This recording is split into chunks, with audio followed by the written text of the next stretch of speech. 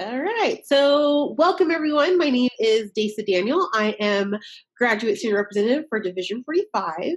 And today I have the amazing pleasure of talking to Dr. Cynthia de la Fuentes, who I've known for 3 years almost now, in her role on the Division 45 board.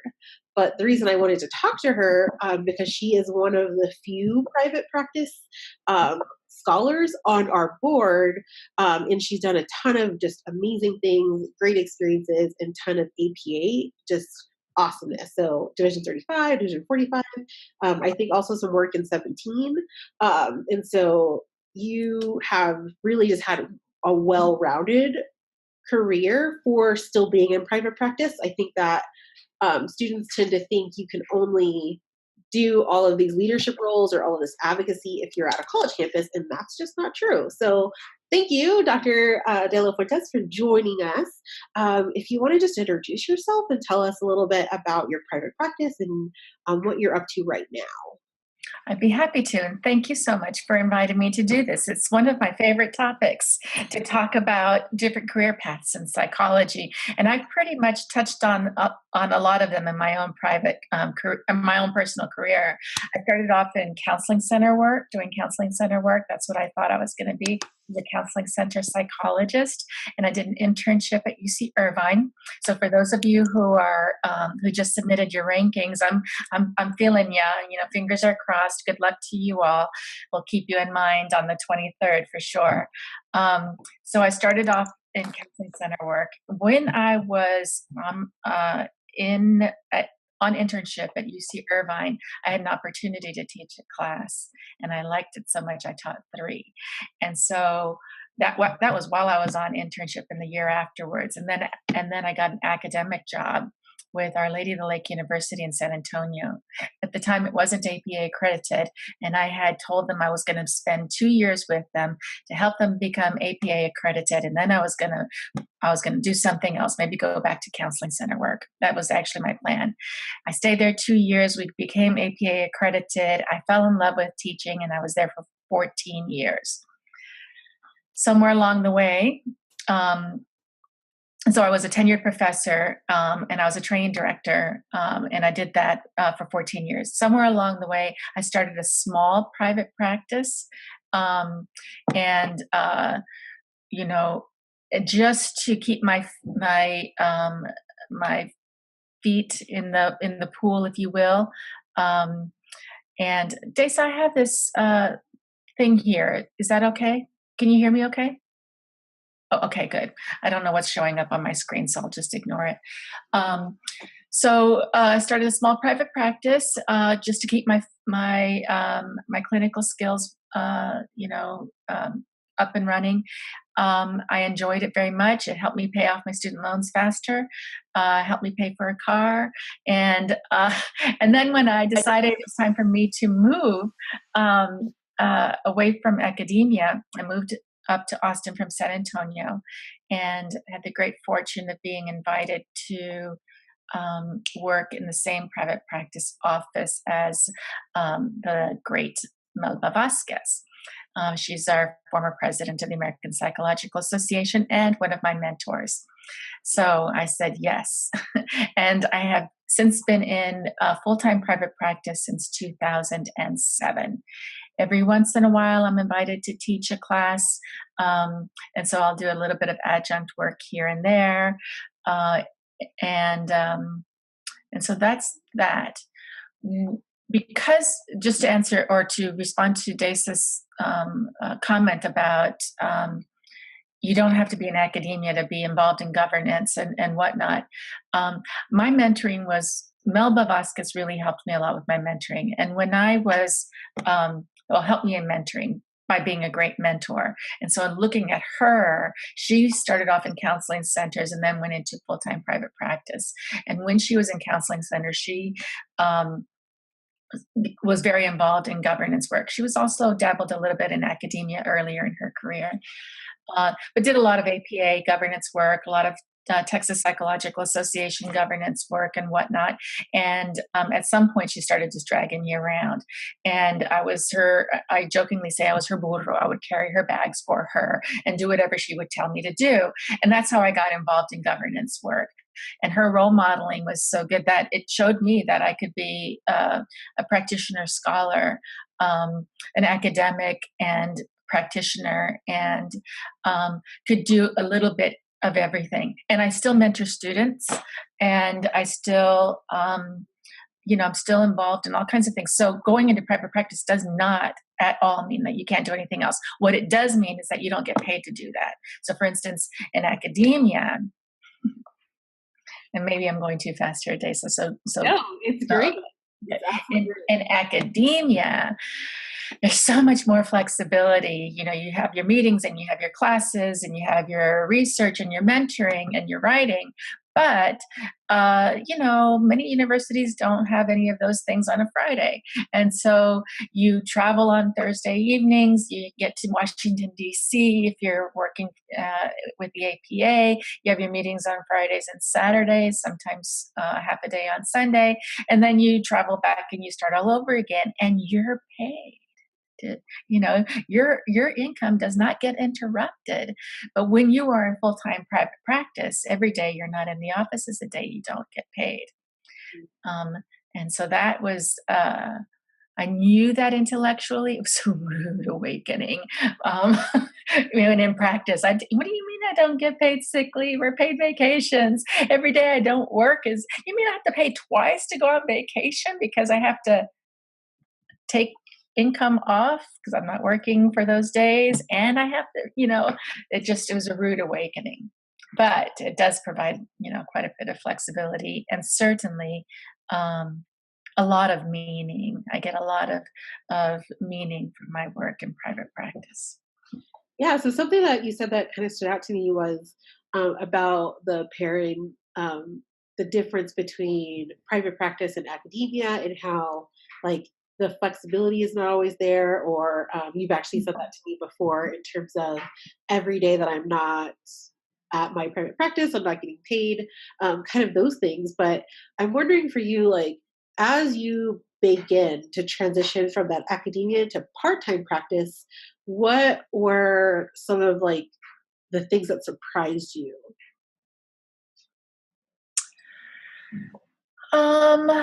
I don't know that I was surprised because I am probably like a lot of people who are listening, you know, do a lot of research. And so I did a lot of research. I interviewed people. I visited people in their practices. I got copies of their paperwork. There's a surprising amount of paperwork in private practice. And so I got copies of people's paperwork. I got mentored. I got licensed, of course. I got on insurance panels. We can talk more about that later, but I got on insurance panels. And then what I did in the beginning, remember I told you I had a small private practice. I had a small private practice. It was 4 to 5 hours on a Friday afternoon. And I subleased the office. And so I went in with a colleague who was who was offering services in full-time practice. They took Friday afternoons off. It was easy. I rented it by the hour. So if I didn't have any clients that day, I didn't pay for it. And if I did, then I paid a certain amount. I think it was at the time, so a long time ago, $12, or something like that. Right. And so that was easy. That was easy to do. When I was seriously considering expanding my practice, leaving academia and going into it full time, that's when I rented a full time office, and then just kept expanding my caseload as I was going along. Mm-hmm.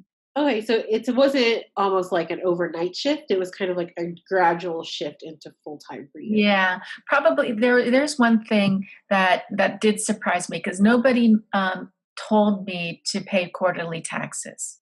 Oh, I know.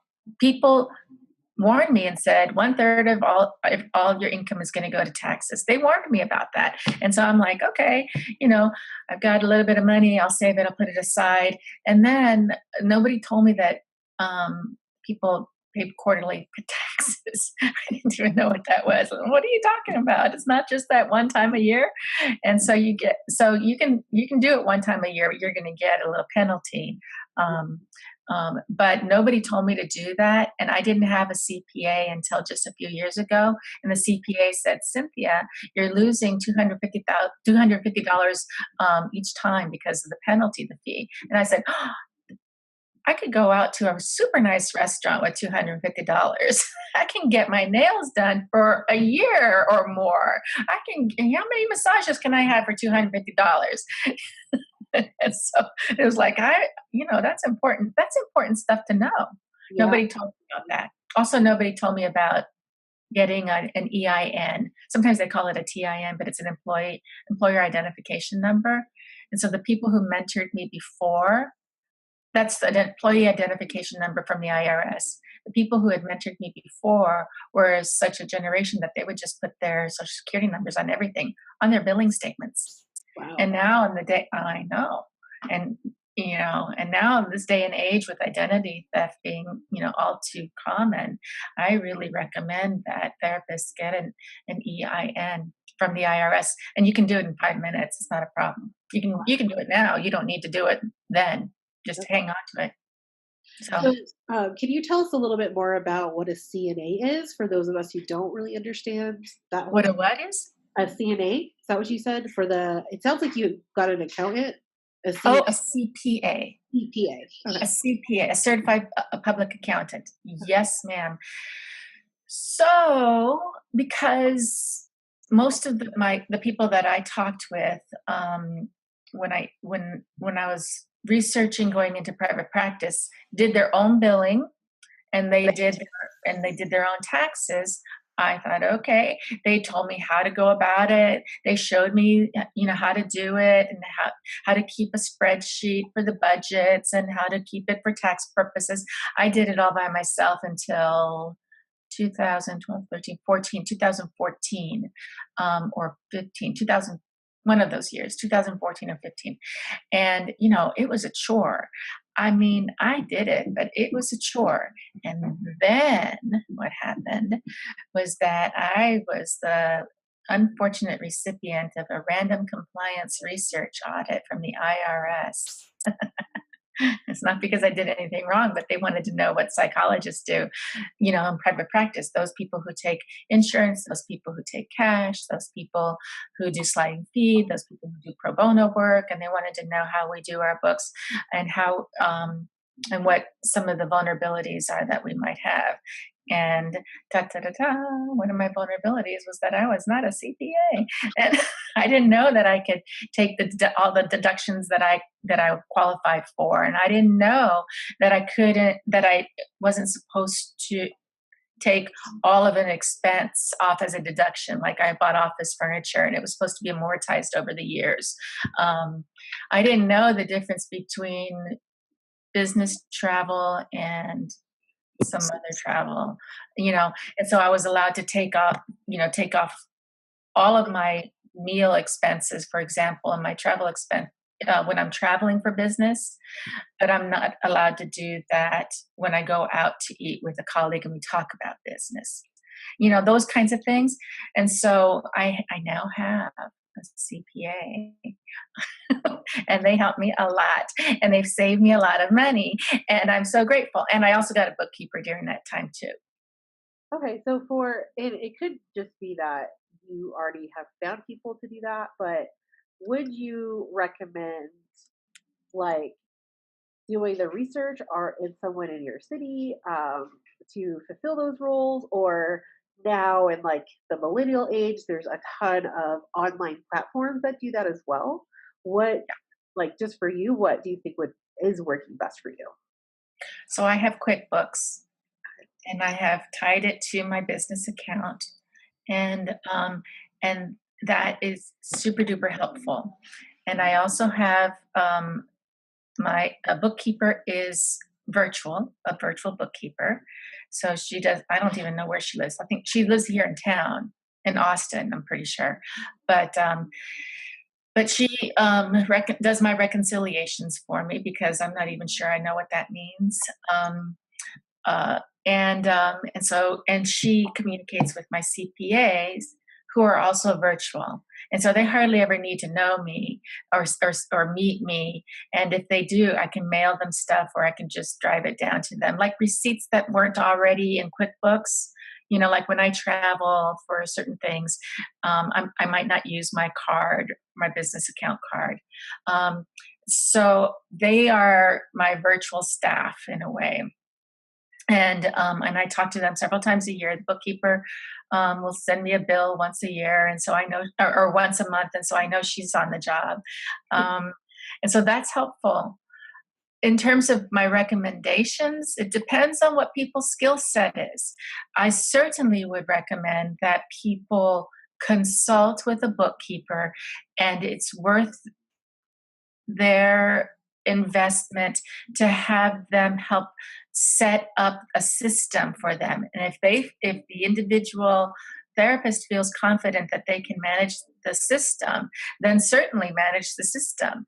But if, for me, for my purposes, my bookkeeper charges less per month than it would be for me to give up those hours of working per month.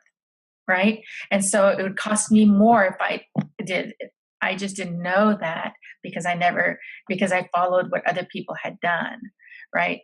And so the 8 hours it would take me every month to do my bookkeeping and billing. I also have a virtual biller, by the way.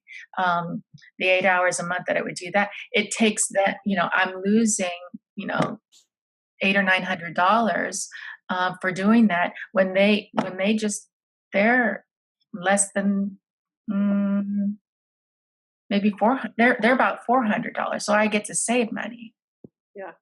And time and the worry and the headache of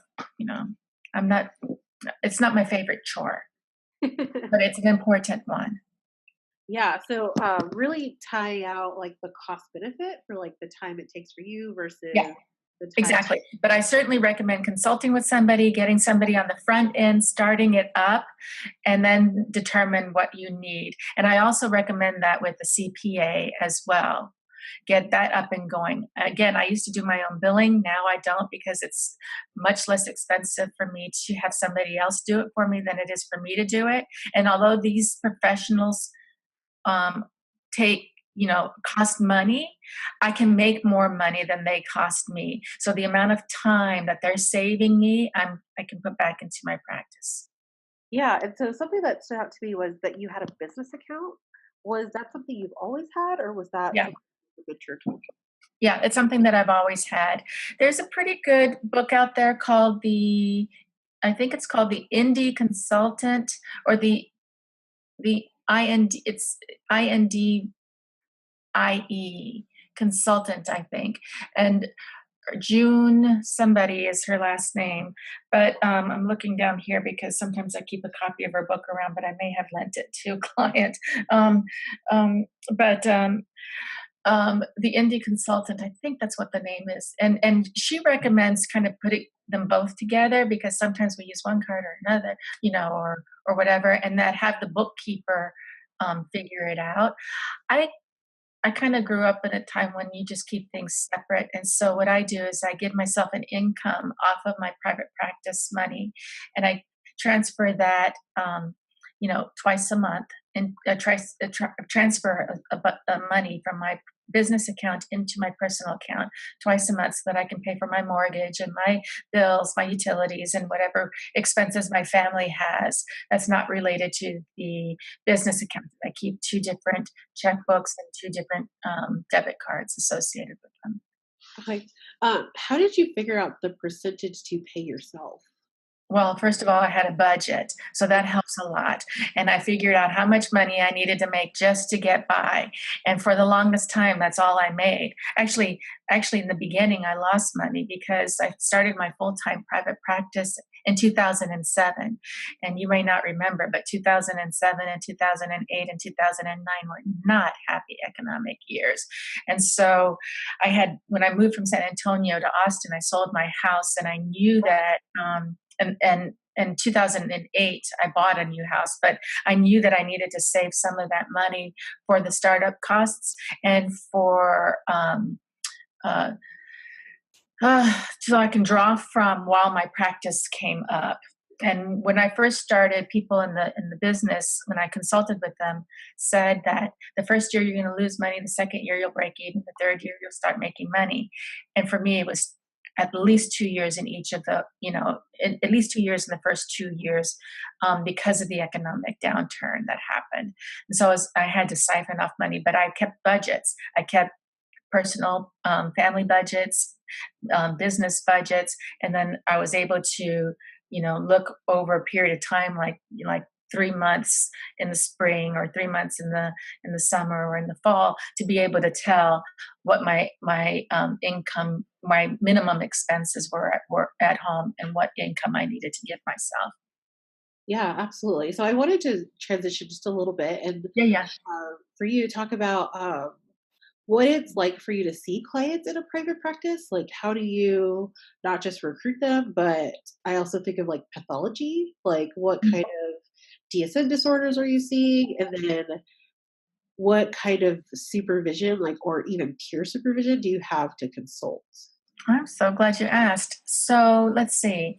Let's start with that last part first. I was not trained as a forensic psychologist, but along the way, one of my colleagues who joined the office here, we are. This is going to be important language for some of you. We are independent practitioners who share rent at in the same space. So we're not a group practice. Um, and so one of my colleagues did a lot of forensic work, and she said, "Cynthia, we really need bilingual people to do it." And I said, "No." And then she said, "Come on, we really need it. I'll guide you. I'll mentor you. I'll supervise you." And I said, "Okay, fine." And so I learned that practice there. And she supervised me for a year in doing it. And now I do forensic evaluations primarily to the Spanish speaking population. Primarily immigration evaluations are the ones that I do. So I had that colleague provide supervision as I developed my competence in working forensically and in Spanish. Um, Other than that, once a month I have a study group. Sometimes we do consultations, and they're with it's a feminist psychologist study group that we've been together for a long time, where we meet monthly, and they're from around town. And then we sometimes will do readings. Like today, we did it on the nurtured heart approach for working with children and families. We had our meeting today, and we did a little brief consultation about that. And then also once a month we have a staffing of the people who work here in the building. We'll meet. We'll talk about issues. We'll talk about a lot of housekeeping stuff, like who's paying what bills and how do we settle up with each other, but also about other things too. Clients that we might see, we'll bend each other's ear. A lot of consultation and is the quick 3 minute consultation in the hallway, or do you have a minute, your door was open, type of thing. So that's where the supervision and consultation comes from. If you're starting off in private practice and you still need to be and supervised for your licensure, it may be beneficial for you to join the office of a supervisor because of the easy access to that person, but I don't know that it's imperative. It depends on what the rules are in the state that you're in. Mm-hmm. Okay. I was going to follow up and talk about Yeah. diagnoses. Is Yeah. that what diagnoses? Probably primarily the main diagnoses that I see in my practice are anxiety and depression. I see quite a bit of PTSD as well. Those are the primary ones. Every once in a while, I'll get something a bit more exotic, and but but those are the primary ones. And usually it's people who come in because they're having problems with their relationship, either their relationships to themselves or relationships with people they care about, like a partner, or with parent-child relationships, or a work setting situation. Um, so people come in with that primarily. Um, there are people I don't see. I don't see offenders. I have evaluated offenders, part of the forensic evaluations, but I don't do treatment for offenders. Um, there are, because I'm a single parent and I'm caring for my father who lives with me and he's disabled, I cannot take people who need to be seen late in the evenings, or some Fridays I don't see people because I'm taking my dad to his doctor's appointments, and I don't do weekends. And what that also means is that I can't see people who may have a high need for emergency services. And so I do an evaluation, or I try to do an evaluation, a brief one on the phone and more in-depth one when I see them the first time. So I can try to figure out, you know, is what they need available in my skill set to offer them. And if not, then I'll do my best to find them a good relationship in the community with another colleague. I do see people on insurance. I do see people on private pay. I do see sliding fees folks, pro bonos, and quite a few pro bono folks. My CPAs say that I'm probably losing between $30,000 and $40,000 because of all the sliding fee and pro bono work that I do. But as one of the 8 bilingual psychologists who offer bilingual psychotherapy in town, I feel it's kind of my obligation. And some people don't have insurance, and some people can't afford my private fee. So Yeah, absolutely. So you mentioned the people you don't see, which I think is also important because you said it really depends on if you can offer them services based on your skill set. Uh, right. and so I'm wondering if you have a referral process, or how would you refer those clients to other opportunities? Yeah. So what I do is sometimes we can take care of this in the phone call or even an email exchange. Um, I I usually have, right now I'm looking at my waiting list. I have 1, 2, 3, 4, 5, 6, 7, 8 people on my waiting list right now.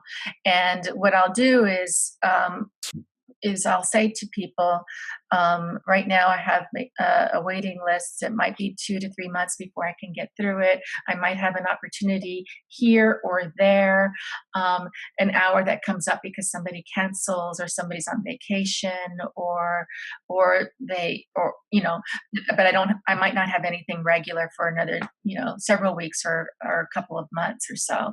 I had to do that very recently because of the holiday. Um, and and so then I'll say, if you want to see somebody sooner than later, please let me know. And let me also know if you need to be using insurance and what insurance you have. And I will try to make a good match for you. And sometimes people say, yeah, I really want to get in. I've been waiting a long time. I think it's time for me. So, thank you so much for offering to hook me up, and I need to use Blue Cross or United, or on private pay. And so I have I've downloaded the provider lists. Every year I'll download the provider lists from the various insurance companies that are most common around here, like Blue Cross, Aetna, United, blah, blah, blah. And I highlight the folks that I know whose reputations are good, who I know personally, who are solid clinicians, and then I'll forward that list to them and tell them that's these are the folks that I recommend. Sometimes people say I need a bilingual person or I need a male, and then I'll pay more attention. But that's how I usually do the referral. Okay, so you have talked a lot about insurance, and for Yeah. those of us who um, are not necessarily like ready for that step, how would we prepare ourselves to seek a way to be on an insurance panel? So there's 2 or 3 different things related to that. One is you don't have to be on insurance. Okay. You can set your fee and you don't have to be on insurance. That's what some people do when they have another flow of income, another source of income. Maybe they might have a spouse or partner, or they're teaching, and this is just a small gig. When I was teaching and a full-time professor, and I had my 4 or 5 clients on Fridays, I didn't take insurance. Okay, because it can be onerous. Let me repeat that. It can be onerous. And I think it can be because I think it's set up that way. I frankly think that the insurance company likes to hold on to the premiums as long as possible, right? Um, and I think that they try to make it a little bit more difficult. It's much more easier for providers now that since we are still for now under the Affordable Care Act and we have mental health parity, it used to be such a chore.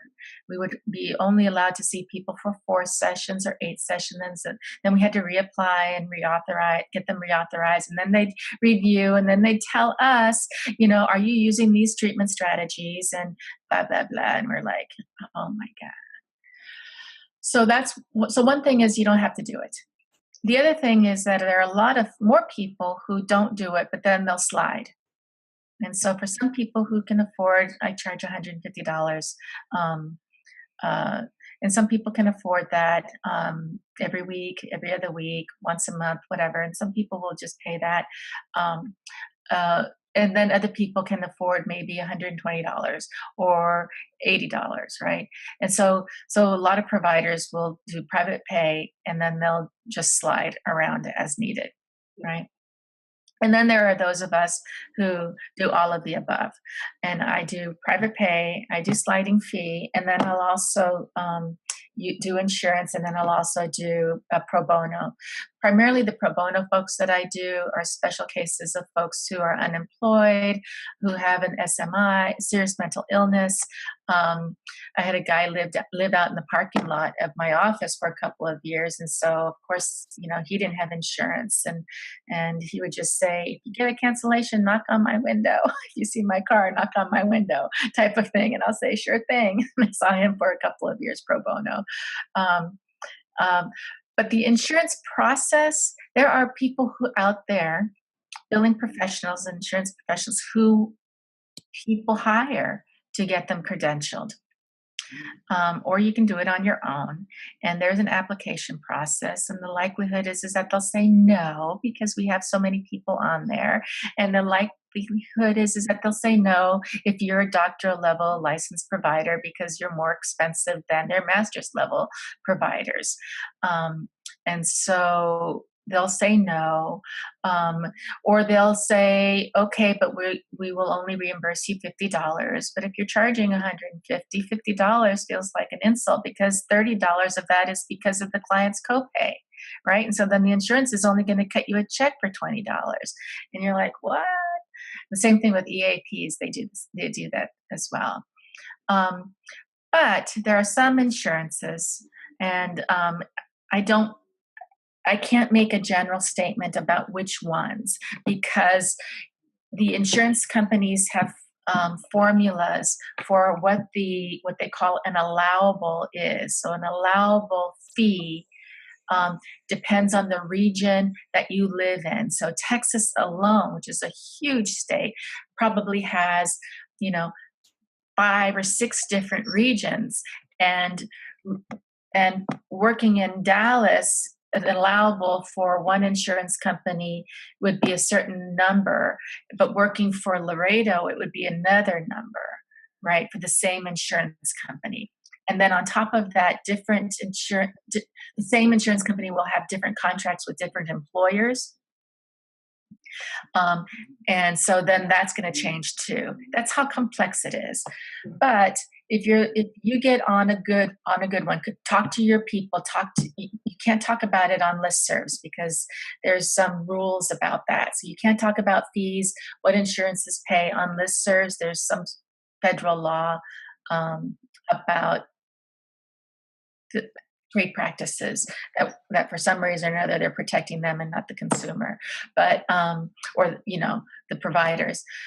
they're protecting the insurance companies. And so, but have lunch, have lunch with a colleague and that you're picking their brain and say, okay, what's the allowable for Blue Cross, for Aetna, for United, for this, for Value Options, whatever it is, and figure out what the allowable is. And then you'll decide, is it worth, because the rules are, if you see somebody who's on insurance, you can't charge them more than the allowable.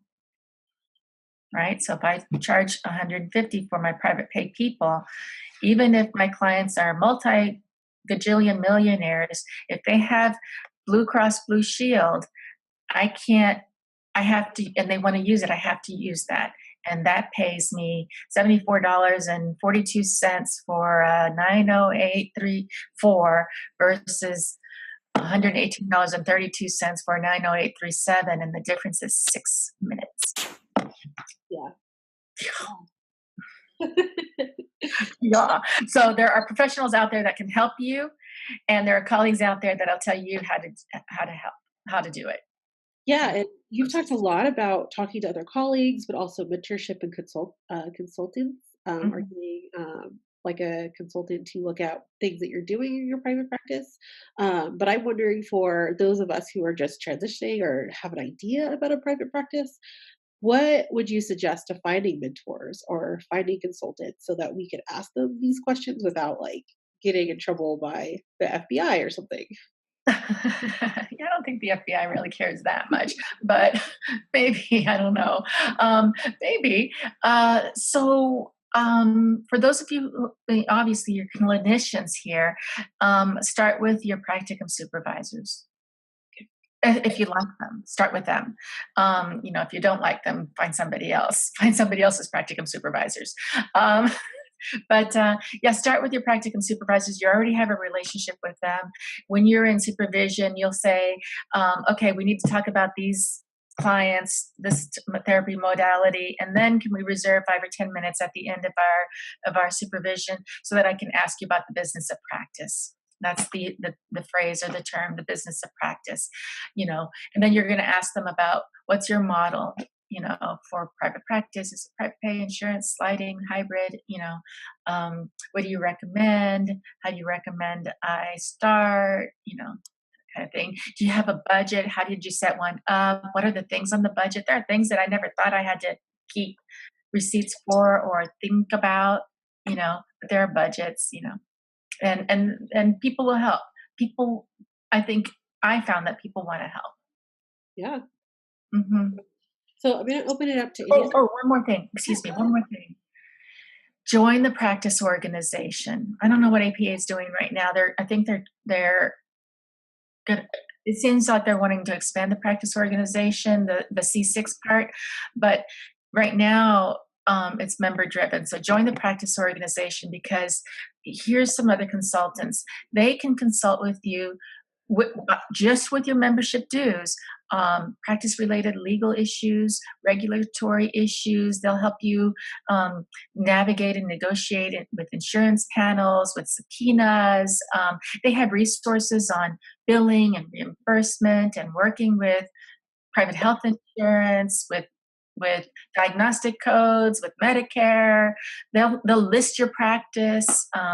They'll give you access to practitioner listservs, and so that you can ask questions for, and so it's just a really, really very good resource. They have toolkits on starting your private practice. They have toolkits on HIPAA compliance, all that stuff. And it's just an incredibly valuable resource. Yeah, absolutely. So something that you said that kind of stuck out to me, and I'm also going to open up for questions. If anyone has Mhm. questions, you can type them in the chat box, or you can unmute yourself and say them on video. But you were talking about joining organizations like this that Mhm. has like so many resources and things like that. Um, for students, especially, would you recommend like going straight from internship to starting a private practice, or would you suggest waiting until they're licensed in their state and like they have a little bit more licensure under their belts? Well, Every person's going to be different. So it frankly depends on that person's tolerance for distress and ambiguity. Why? Because if you're going to start a practice, you have to have a high tolerance for income fluctuation. Have to have a high tolerance for um, numbers details, um, for the fact that you're not going to get paid vacation, sick leave, for the vicissitudes of the market demands where you live, for having to decide what your niche is going to be. For a lot of the legwork, that if you were to work in an agency, a counseling center, or an organization, a lot of that is taken care of for you. So when you're starting out, you're in Texas, at least, you're legally required to say that you're under supervision. A lot of people don't want to hire you because you're so new, right? And so you have to have real good self-support, real good self-compassion, and a high tolerance for the distress that may come with beginning a career in that area. What I did, which was go from academia into private practice, I started slow, I subleased, had a few clients, and then expanded, that kind of thing. But that may not be important for everybody. I mean, for me, it was because I'm my only source of income. I don't have a partner. I didn't win the lotto. That kind of thing. Absolutely. So as we're almost out of time, I'm wondering what is the one like piece of advice or the one thing that you highly recommend that everyone should do or think about as they're going through this process? Probably, if I can sum it up, is consult, consult, consult. Because there are so many things that we didn't talk about. We talked about insurance, that's third party payer, but we didn't talk about the insurance that you have to have. Malpractice insurance, overhead insurance, disability insurance, slip and fall insurance. We didn't talk about any of that. We didn't talk about marketing. You mentioned marketing. I think that was one of your first questions was how do you market? The only marketing thing that I do is word of mouth and Psychology Today. That and I have a website. And other than that, it's passive. It's word of passive on my part. It's word of mouth. But there's all kinds of things, even in terms of the business organization. Are you going to be a solo practitioner? Are you going to be a PLLC or an LLC? How do you? Some states will let you be an S corp, corporation, and so those kinds of things that is just too much for now for this purpose. But consult about everything, and trust the professionals. There's a reason why you know billing people, why billing people are credentialed, because they're good and they're faster than I am, and they've got their system set up, and they're less expensive than I am. Trust your CPAs. They're not necessarily less expensive than I am, but they're good and they can help set you up, and they can advise you on, do you want to do a PLLC? And, sometimes you even have to consult with a lawyer about that to help you do that. So use your resources, consult appropriately, ask your colleagues who they use for a lawyer, or who they use for a CPA or a bookkeeper or a billing professional. And, and then the next question that you would ask is, do you like them? Because they're just like everybody, there are some good ones out there and some not so good ones out there. Yeah, absolutely.